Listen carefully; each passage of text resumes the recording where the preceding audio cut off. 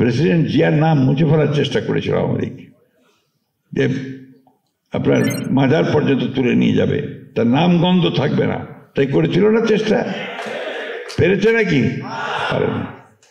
পারবে না। কারণ সত্যিকার অর্থেই যে ক্ষণজন্মা আল্লাহ যাকে পাঠিয়েছেন মানুষের কল্যাণের জন্য, তাকে কি এত সহজেই ছুঁড়ে ফেলা যায়?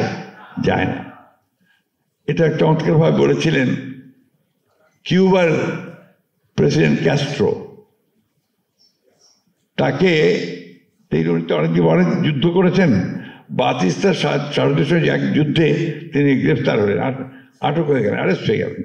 তার ট্রায়াল হলো, সেই ট্রায়ালে তার 12 বছর সাজা হলো।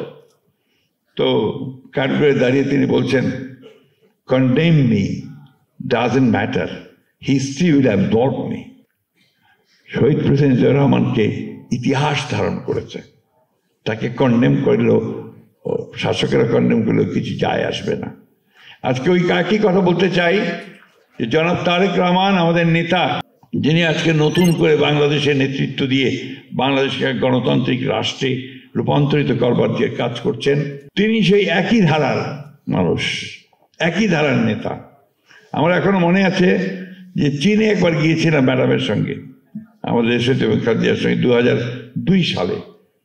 প্রচণ্ড শীত ছিল, তাই আপনার যে প্রেজেন্টেশন যেটা সেরিমোনিয়াল আপনার গার্ড অফ অনার দেওয়া হয়, সেটা গ্রেট হলের মধ্যে দেওয়া হচ্ছিল।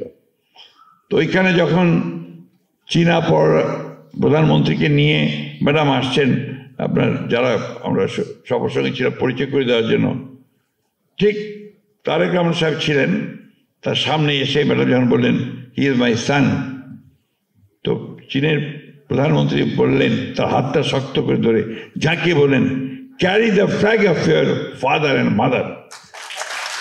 আজকে জনাব তারেক রহমান সাহেব সেই পতাকা তুলেছেন, যে পতাকা হচ্ছে স্বাধীনতার পতাকা, যে পতাকা হচ্ছে এই দেশের মানুষের অধিকারের পতাকা, গণতন্ত্রের পতাকা, উন্নয়নের পতাকা।